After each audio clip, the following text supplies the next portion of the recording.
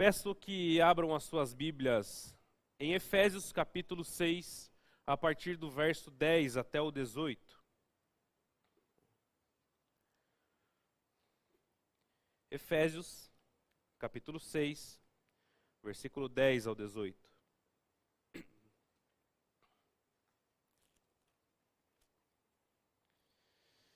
Vamos à leitura. Finalmente, fortaleçam seu forte poder. Vistam toda a armadura de Deus, para poderem ficarem firmes contra as ciladas do diabo. Pois a nossa luta não é contra seres humanos, mas contra os poderes e autoridades, contra os dominadores desse mundo de trevas, contra as forças espirituais do mal nas regiões celestiais. Por isso, vistam toda a armadura de Deus, para que vocês possam resistir no dia mau e permanecer inabaláveis depois de terem feito tudo. Assim, mantenham-se firmes, cingindo-se com o cinto da verdade, vestindo a couraça da justiça e tendo os pés calçados com a prontidão do evangelho da paz. Além disso, usem o escudo da fé, com a qual vocês poderão apagar todas as setas inflamadas do maligno. Usem o capacete da salvação e a espada do Espírito, que é a palavra de Deus. Orem no Espírito em todas as ocasiões, com toda a oração e súplica. Tendo isso em mente, estejam atentos e perseverem na oração por todos os santos. Amém? Vamos orar novamente?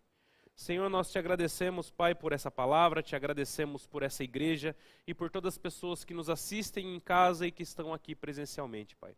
Sabemos que o Senhor tem um propósito em todas as coisas, então que o Senhor fale aos meus irmãos assim como o Senhor falou comigo. Que eu seja usado apenas, Pai, como uma simples ferramenta nas Tuas mãos, pois é isso que somos ferramentas, Pai, usadas pela Tua santa e poderosa mão. Fala aos nossos corações, é por isso que eu oro em nome de Jesus. Amém. Deus abençoe.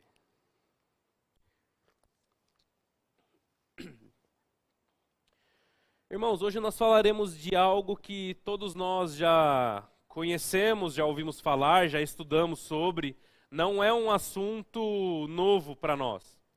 Hoje nós vamos falar sobre guerra. Sobre guerra. As guerras fazem parte da história da humanidade, sim ou não? As guerras, desde o princípio até hoje, elas fazem parte da história do mundo. Elas fazem parte da história da humanidade. Se tem uma coisa que o homem sabe fazer bem é guerrear uns contra os outros. Eu listei aqui algumas famosas guerras recentes da humanidade, né? A primeira é a Guerra Civil Americana, que foi de 1861 a 1865, durou 4 anos. A Guerra do Vietnã, de 1955 até 1975. A Guerra Civil Russa, de 1917 a 1922. Tivemos também a Primeira Guerra Mundial, que foi de 1914 a 18, e a Segunda Guerra Mundial de 1939 a 1945. Essas são apenas algumas guerras consideradas recentes na história do homem. Se nós formos contar os tempos bíblicos, então, nós perdemos as contas de quantas guerras já aconteceram na história. Se tem uma coisa que o homem sabe fazer e muito bem, são guerras. As guerras, elas surgem por um motivo, né? Por alguns motivos. Cada guerra ela tem um motivo diferente. Alguns são por poder, outros por motivos econômicos, outros por motivos raciais, outro por outros tipos de motivo, que existem vários. As guerras, elas surgem por um motivo, por um motim. Mas uma das coisas mais importantes que nós temos que saber quando estamos em guerra, primeiro de tudo é estar fortemente armado e depois conhecer o nosso inimigo, conhecer o nosso adversário, não é assim? Alguém já viu algum soldado de algum exército de chinelo de dedo e bermuda para o campo de batalha? Porque o que acontece? Ele vai morrer. Ele está sem a sua armadura, ele não está bem armado, ele não está preparado para aquela guerra. E uma coisa que as nações elas dão muita importância são por conhecer a estratégia do seu inimigo. Conhecer com quem você luta e qual a forma e a estratégia com qual ele luta contra você. Só assim nós poderemos vencer uma guerra. Mas hoje nós não falaremos de uma guerra comum, de uma guerra como essas listadas acima. Nós não falaremos sobre uma guerra física, nós não estamos falando aqui de uma guerra contra uma nação contra outra nação. Não é dessa guerra que eu quero tratar hoje. Apenas levantei o assunto guerra para nós contextualizarmos. A guerra que eu estou falando e que o texto mostra para nós é uma guerra espiritual. Essa guerra, quer você queira ou não, você faz parte dela. Você queira fazer parte, ou você pode dizer, bom, eu não participo dessa guerra, não. Eu não tenho nada a ver com isso. Quer você queira ou não, você participa dessa guerra, junto comigo e com todos os nossos irmãos espalhados por toda a face da terra. Todo crente e descrente também está envolvido nessa guerra. No caso do descrente, a Bíblia diz que quando a semente, que é a palavra de Deus, cai à beira do caminho, logo o diabo se apronta para tirá-la de lá. Ou seja, na vida do descrente, a vida espiritual também acontece, pois quando ele tenta vir para a igreja e buscar ao Senhor, obviamente o diabo se levanta para impedi-lo. E na vida do cristão, o diabo ele se levanta para nos fazer tropeçar e desanimar de lutar essa causa, de lutar essa guerra. Portanto, eu e você estamos envolvidos em uma guerra. Isso nós temos que ter em mente. O cristão que relaxa e o cristão que acha que nada vai acontecer porque está tudo tranquilo, é esse que acaba fraquejando. A Bíblia diz, vigiai e orai.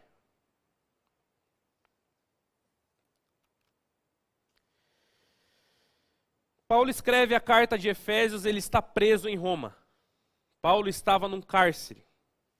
A carta aos Efésios, ela não foi direcionada, aparentemente, para combater nenhuma heresia que estava sendo pregada. A carta aos Efésios não foi para corrigir um erro doutrinário, um erro teológico, um erro acerca de Cristo. Não foi. A carta aos Efésios foi escrita para animar e encorajar os irmãos na fé. Pois a igreja de Éfeso era uma igreja que se mantinha firme em sua fé. Não estamos falando de uma igreja que recebia heresias e outro tipo de coisas. Estamos falando de uma igreja saudável. A estrutura da carta, Paulo, primeiro, ele relembra os irmãos das bênçãos espirituais e da grande salvação que Deus nos deu. Paulo também relembra os irmãos de quem eles eram e agora quem eles são, mediante a sua nova vida através de Cristo. Em terceiro, Paulo trata sobre a união do corpo de Cristo, chamando os irmãos a viverem em comunhão e obediência ao Evangelho. E em quarto, Paulo trata de assuntos relacionados a casamento, pais e filhos, escravos e seus senhores. Paulo ele trata sobre determinadas áreas da vida do cristão. Paulo ele fala para a igreja em todas as áreas. E por final, no último capítulo, no capítulo 6, Paulo trata da guerra espiritual. Ou seja, esse assunto, ele é algo extremamente importante para nós tratarmos na igreja.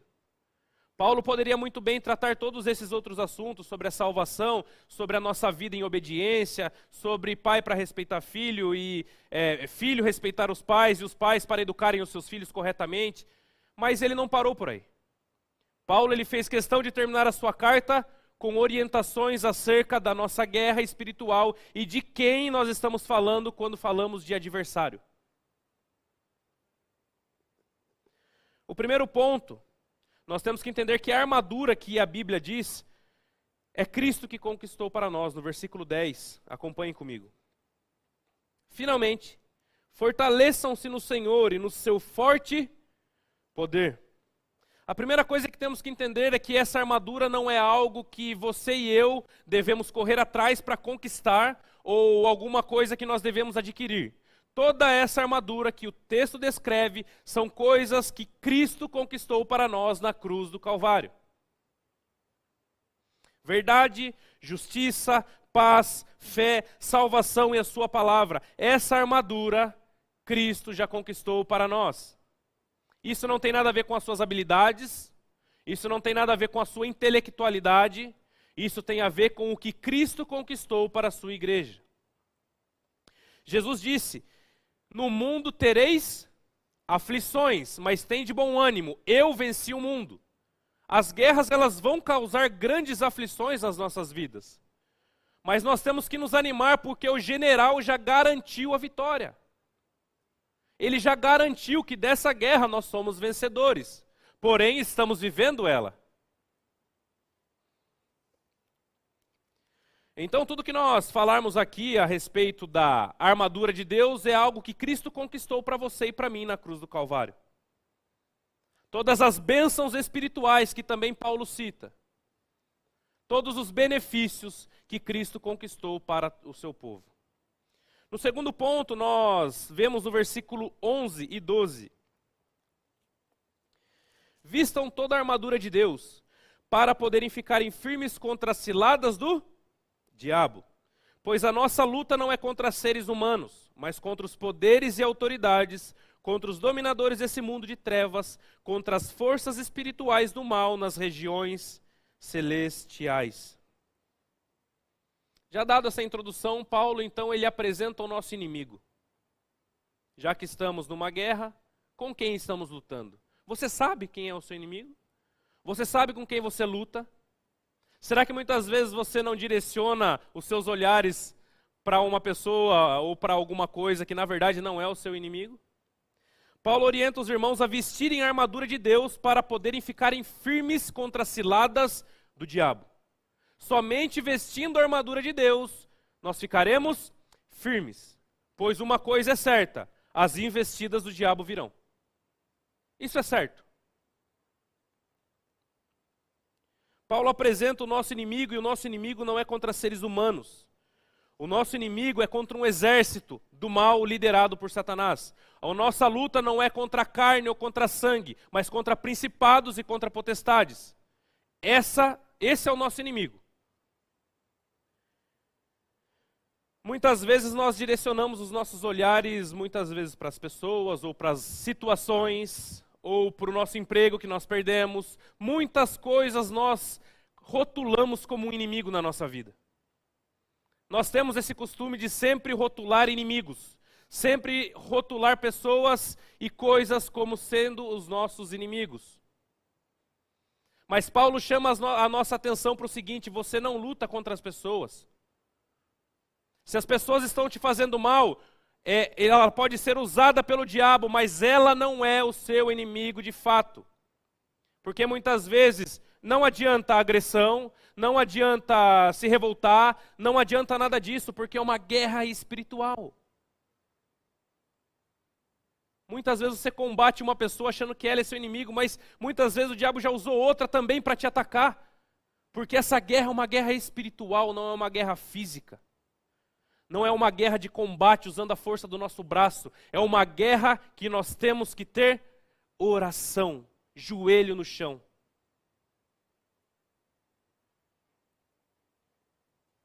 A oração, ela é a mais eficaz ferramenta nessa guerra. Não se iluda achando que o seu inimigo é o vizinho do lado, o vizinho da frente. Não se iluda achando que é o seu patrão ou o seu empregado. Ou é qualquer pessoa aí da sociedade, em qualquer camada da sociedade. O seu inimigo não é o presidente da república, o seu inimigo não é nenhum dos políticos. Muitos cristãos têm caído nesse engano de achar que temos um inimigo e temos que combatê-lo. Não. O inimigo do cristão é o diabo e os seus anjos. Não se engane.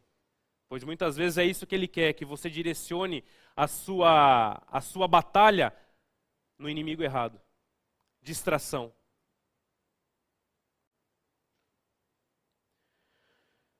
Então ele começa dizendo sobre a armadura. Bom, já que eu tenho que vestir a armadura de Deus para poder ficar firme contra as ciladas do diabo, que armadura é essa?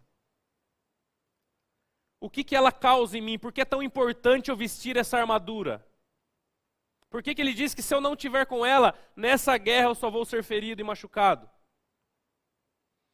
No versículo 13 e 14 ele diz assim: por isso, vistam toda a armadura de Deus, para que vocês possam resistir no dia mau e permanecer inabaláveis, depois de terem feito tudo. Assim, mantenham-se firmes, cingindo-se com o cinto da verdade e vestindo a couraça da justiça. Paulo ele começa a apresentar as nossas armas, os nossos equipamentos de guerra.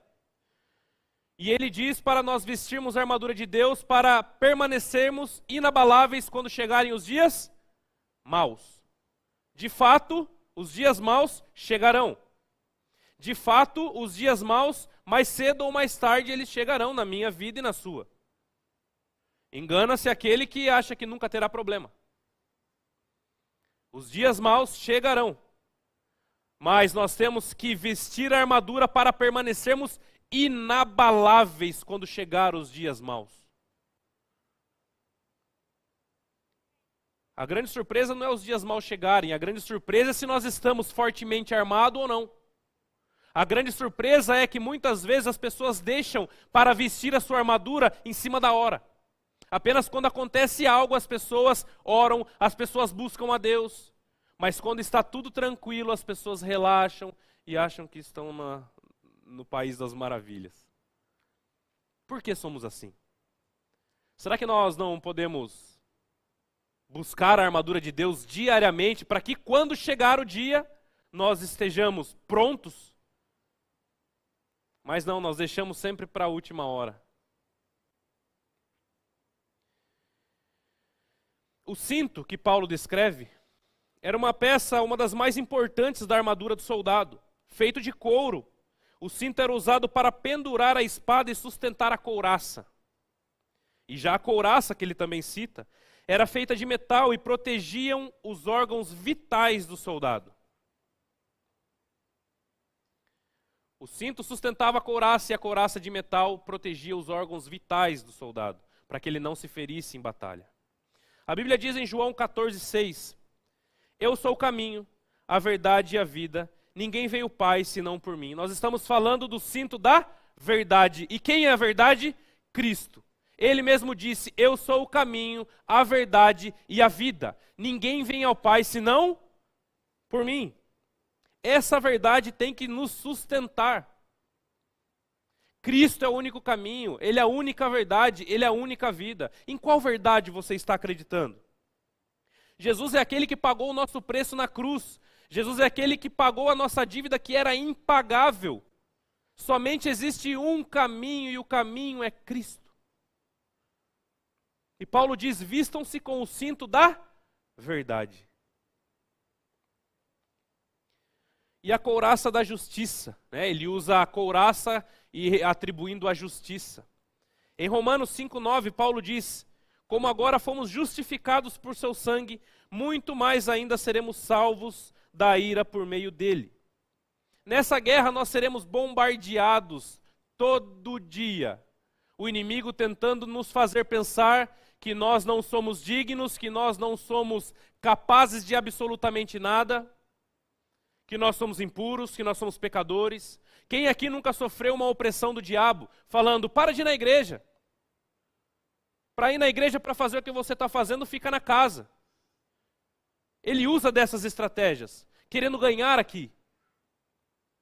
Mas a couraça da justiça, o que significa? A justiça é de Cristo e Ele nos justificou. Nós não estamos aqui por mérito nosso, nós não estamos aqui porque somos melhores do que as pessoas que estão lá fora. Nós não estamos aqui por algo que nós fizemos de bom. Nós estamos aqui porque nós cremos no Filho de Deus, o justo, e através da sua justiça é transmitida a nós, pecadores. É isso que nós temos que rebater toda vez. O nosso coração tem que estar protegido com a couraça de quê? Da justiça. Bom, eu sei dos meus defeitos, eu sei das minhas incapacidades, mas eu sei que Cristo é aquele que pagou o meu preço na cruz do Calvário, o preço dos meus pecados, e por Ele eu sou justificado. Você é um justo porque Cristo justificou você. O que eu disse que essa armadura é algo que Ele conquistou para nós, e não algo que nós temos. É algo que Ele conquistou para você e para mim.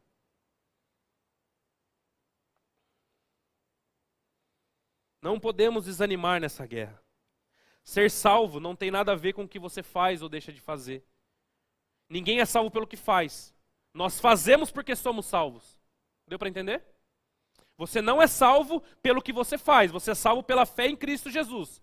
Mas você faz porque você é um salvo. É um processo.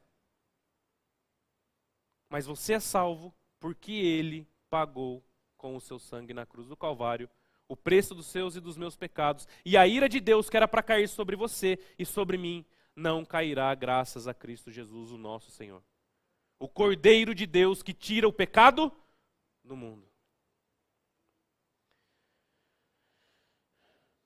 No quarto ponto, Paulo continua descrevendo a armadura de Deus. Aqui ele já falou do cinto da verdade, da couraça da justiça. Vai montando na sua mente aí. Um cinto, uma couraça que protege o peito, né, os órgãos vitais. E agora ele fala do calçado do evangelho da paz. Versículo 15. E tendo os pés calçados com a prontidão do evangelho da paz. O calçado era feito de couro e solado extremamente duro, para que evitasse que algum soldado perfurasse o seu pé na guerra, no campo de batalha. Evitava com que o soldado se ferisse. Um calçado extremamente resistente. Somente o evangelho que nos dá paz estará nos conduzindo nesse caminho para não desistirmos nessa guerra. O que acontece se um soldado ele é ferido? Se ele machuca o pé, ele perfura o pé ou ele faz alguma coisa no pé no campo de batalha, é muito difícil com que esse soldado permaneça vivo. Pois ele está ferido, ele não consegue se locomover. Em meio à nossa caminhada, em meio a essa guerra, muitas vezes nós podemos nos ferir. Muitas vezes a luta está tão intensa que nós acabamos nos ferindo. Mas em Filipenses 4:7, Paulo diz o seguinte: e a paz de Deus, que excede todo o entendimento, guardará os seus corações e as suas mentes em Cristo Jesus. Ele usa o calçado e atribui o calçado à paz, o evangelho da paz. Irmãos, muitas vezes estamos em meio à guerra e a paz que o Senhor nos dá, Ele nos tranquiliza de tal forma que ela realmente excede todo o entendimento, sim ou não? Muitas vezes a nossa vida está complicada, a guerra ela está intensa, a guerra está violenta, mas Deus nos dá uma paz que excede qualquer entendimento, ou seja, a paz que excede todo entendimento no sentido, olha, eu tenho muitos motivos para reclamar. Um exemplo, perdi o emprego, meu carro quebrou, enfim, está acontecendo muitas coisas na minha vida de ruim. Tenho motivo para reclamar, sim ou não? Sim. Mas tem uma paz aqui que ela excede todo entendimento. Tem uma paz aqui que, apesar de todas essas situações, me conforta e me dá coragem para seguir no campo de batalha. É a paz que excede todo o entendimento que apenas o Evangelho nos traz. Calcem os seus pés com o calçado da prontidão do Evangelho da paz.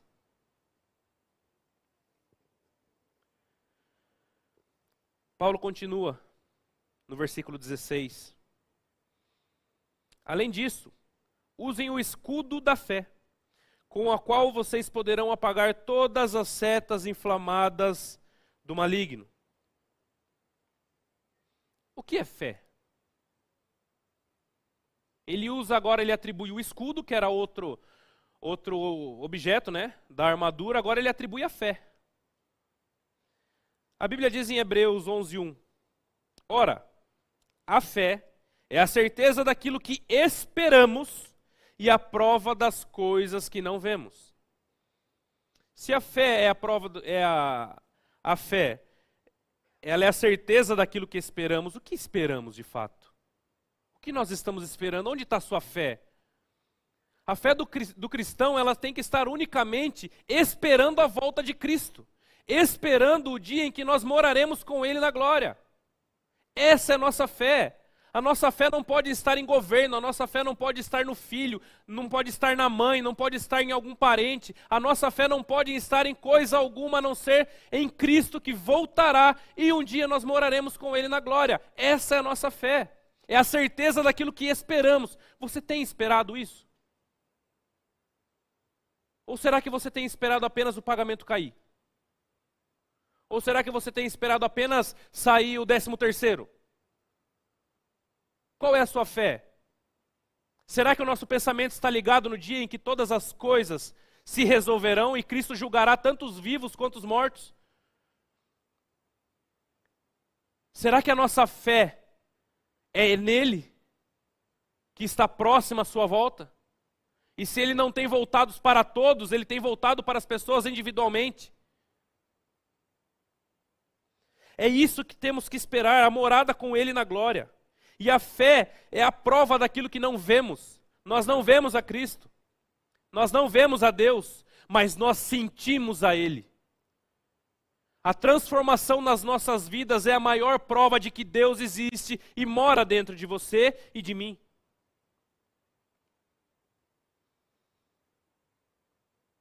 Muitas vezes as pessoas querem questionar a existência de Deus. As pessoas querem questionar a existência, se realmente Cristo veio mesmo. Se realmente Deus existe mesmo. A prova está aqui dentro. O Espírito Santo de Deus que habita dentro de nós. Ele é a comprovação da nossa salvação.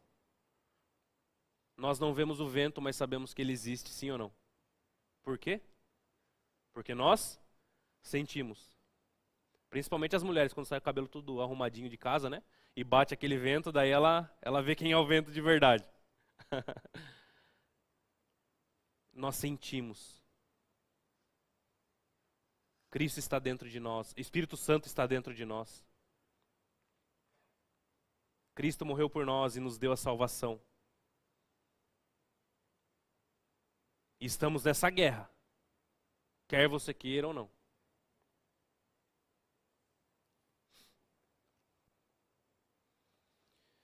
E ele usa o escudo da fé, que nós acabamos de falar. A fé, né, ela é a certeza daquilo que nós esperamos e a prova daquilo que nós não vemos. O escudo ele era feito de madeira resistente. E ele era forrado de pele de animal, geralmente encharcada. Por quê? Porque os inimigos atacavam flechas com fogo. Então o soldado ele bloqueava a flecha e ela se apagava na lã ou no couro do animal molhado, apagava a flecha. Era o escudo que evitava que o soldado se ferisse.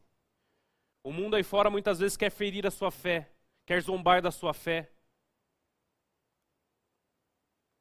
Mas o nosso escudo tem que estar intacto, pois nós sabemos, conforme o Espírito Santo que testifica dentro de nós, que Ele voltará para nos buscar. Amém? Cristo voltará para nos buscar. E um dia o veremos face a face. Moraremos eternamente na glória com Cristo. Essa é a nossa fé. Não fique olhando para as adversidades e para os problemas aqui. Olhe para o alto. Muitas vezes a guerra pode estar intensa e podem ter causado muitos problemas na sua vida e você está cansado na caminhada e você já não sabe mais o que fazer. Mas olhe para o alto, sabendo que todas as coisas cooperam para o bem daqueles que amam a Deus. E nós o veremos face a face porque Ele é real. Ele é vivo. Não é apenas um personagem histórico, como muitos gostam de dizer. Ele é real. E eu creio que você sabe disso porque Ele mandou o seu Espírito Santo e habita dentro de você e de mim. Agora no versículo 17 ele continua montando a armadura, né? Faltam algumas coisas ainda nessa armadura. No versículo 17 ele diz assim: usem o capacete da salvação e a espada do Espírito, que é a palavra de Deus. O capacete era feito de metal para proteger a cabeça e o rosto do soldado. Já a espada também era feita de um metal afiado, usada na luta corporal com os seus inimigos. Então, mais dois itens aí. O capacete está ligado à salvação e o ataque do diabo nas nossas mentes. O capacete ele serve para proteger Ufa, achei que vocês não iam saber responder. O capacete da salvação. Irmãos, falei até com alguns jovens isso. O diabo ele não quer arrancar um braço, uma perna. O diabo não quer te esfolar vivo. Ele quer ganhar a sua mente. Pois se ele ganhar a sua mente, ele controla você todo. Ele quer ganhar a sua mente. Ele quer fazer você acreditar que você não é salvo. Ele quer fazer você acreditar que aquilo que Cristo conquistou é balela. O diabo ele tenta nos ferir e controlar a nossa mente. Um soldado não pode ter a mente dividida em duas causas. Um soldado tem que estar com o foco apenas em uma causa. E é isso que ele tenta fazer com o povo de Deus. Deturpar a sua mente, fazer você pensar coisas que a Bíblia não diz. O capacete da salvação representa a certeza da nossa salvação. A certeza da nossa salvação. Nós podemos ter essa certeza porque a Bíblia nos dá a certeza. A Bíblia diz: após ouviste a palavra da verdade, tendo nela crido, foste selado o Espírito Santo da promessa. Selado, o que é selado? Ele carimbou você como propriedade exclusiva do Espírito Santo. Você é dele. Nós temos a nossa salvação garantida não porque somos bons, olha só, não porque nós somos melhores do que os outros, mas nós temos a nossa salvação garantida porque Ele verteu o sangue dele por nós. A salvação é um dom gratuito de Deus. A nossa responsabilidade é nos santificarmos, no processo de santificação, buscarmos a Deus, estarmos sempre buscando e orando. Mas a salvação Ele conseguiu para você e para mim.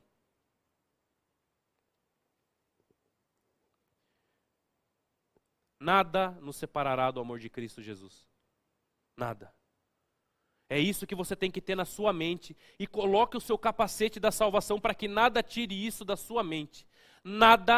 Nada poderá separar você e eu do amor de Cristo Jesus. Nada. Nenhuma guerra, nem o alto, nem as profundezas, nem principados, nem potestades, nem o desemprego, nem a situação econômica do país. Nada vai separar você do amor de Deus que está em Cristo Jesus, o nosso Senhor. Amém, irmãos? Isso não pode sair da nossa mente.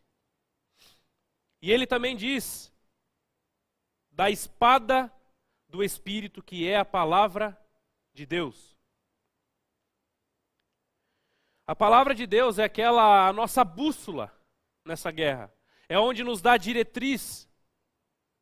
Irmãos, se realmente estudarmos a palavra de Deus e manejarmos bem a palavra de Deus, nós estaremos prontos contra a investida do diabo. Jesus ele foi tentado 40 dias no deserto. Sim ou não?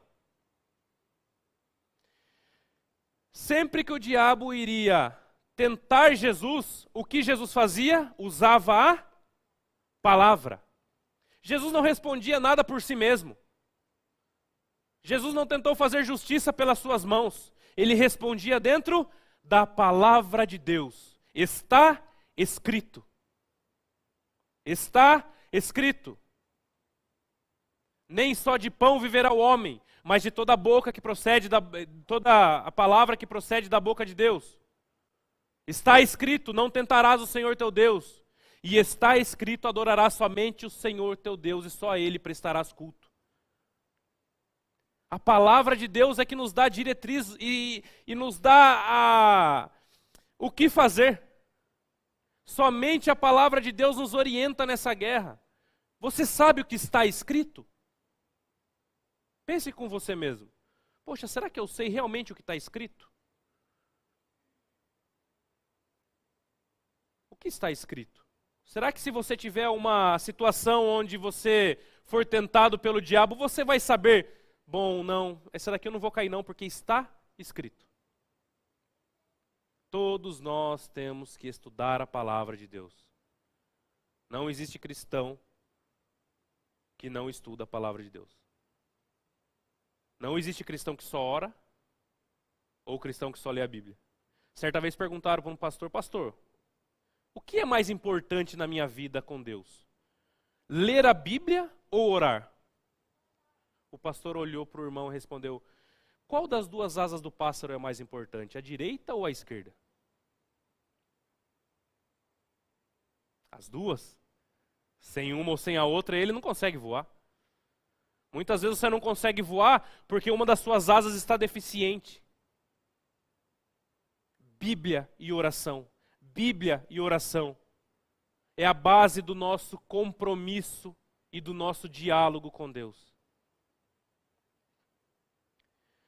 Para concluir, no versículo 18, ele diz: orem no Espírito em todas as ocasiões, com toda oração e súplica. Tendo isso em mente, estejam atentos e perseverem na oração por todos os santos. A oração, ela é aquilo que nos mantém de pé nessa guerra.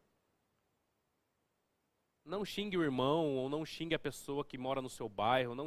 Não coloque o seu inimigo em carne ou sangue. O seu inimigo é espiritual. Você está numa guerra espiritual. Por isso ore, para que Deus nos abençoe, para que nós venhamos nos revestir dessa armadura. É a única forma. Não foque nas coisas, nas pessoas. Não é as pessoas que fazem mal para você. Não é as pessoas que tiram a sua paz. Por mais que muitas vezes a gente atribua às pessoas essa culpa. Ela está sendo usada pelo nosso inimigo. Ore a Deus. Ore por todos os santos. Ore pelo exército de Cristo. Paulo diz que nós temos que orar em todas as ocasiões. Não apenas para almoçar, para tomar café da tarde, para jantar ou para dormir. Não é dessa oração que eu estou falando. Não é dessa oração.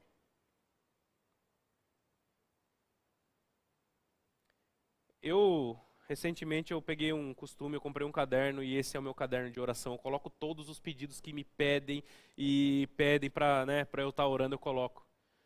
E coloco embaixo, resposta, para ver qual vai ser a resposta. A gente fica impressionado quando depois a gente vai folhear os pedidos anteriores, a gente vê o quanto Deus responde às nossas orações. É oração. Spurgeon, certa vez, perguntado sobre qual o segredo do seu sucesso como pregador do Evangelho. Um pregador muito famoso e muito influente. Ele disse, é porque eu trabalho de joelhos. Não é porque eu sou bom demais, não é porque eu falo vários idiomas, não é porque eu estudei lá ou cá, não é porque eu sou muito mais inteligente do que as outras pessoas e muito mais influente. Não foi isso que ele disse. Ele falou que o único segredo do seu sucesso é porque ele trabalha de joelhos, no sentido de o que eu mais faço na minha vida é dobrar os meus joelhos e pedir para Deus tocar a vida das pessoas com a palavra pregada. A oração é o segredo para o nosso sucesso nessa guerra. Feche seus olhos.